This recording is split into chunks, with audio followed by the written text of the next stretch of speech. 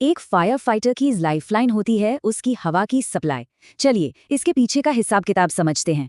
जवाब सिर्फ air gauge देखने से नहीं मिलता, बात इससे कहीं ज्यादा गहरी है।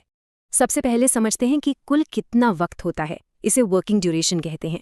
मतलब एक पूरे भरे सिलेंडर से एकदम सही हालात में कितनी देर हवा मिल सकती है। इसका हिसाब सिलेंडर के प्रेशर, वॉल्यूम और हवा की खपत से लगता है। चलिए अब इसे एक स्टैंडर्ड सिलेंडर के आंकड़ों से समझकर देखते हैं। तो हिसाब से कुल 45 मिनट मिलते हैं। पर कहानी में एक ट्विस्ट है। और यहीं पर आता है सेफ्टी मार्जिन का कॉन्सेप्ट, जो सब कुछ बदल देता है। ये वो हवा है जिसे इस्तेमाल करना मना है, बिल्कुल एक इमरजेंसी रिजर्व की तरह। आमतौर पर यह कुल हवा का 25% होता है, मतलब साफ है। यानी टैंक की 1/4 हवा सिर्फ और सिर्फ सुरक्षित बाहर निकलने के लिए होती है।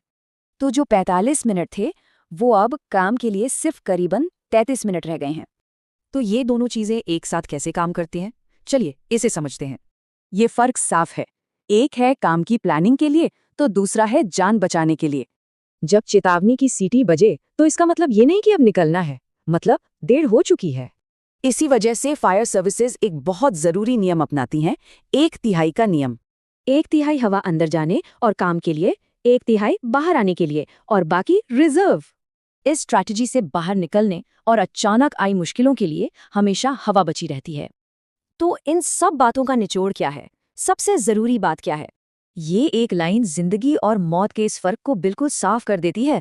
ये सोचने पर मजबूर करता है कि कुछ पेशों में हिसाब किताब असल में जिंदगी और मौत का सवाल होता है।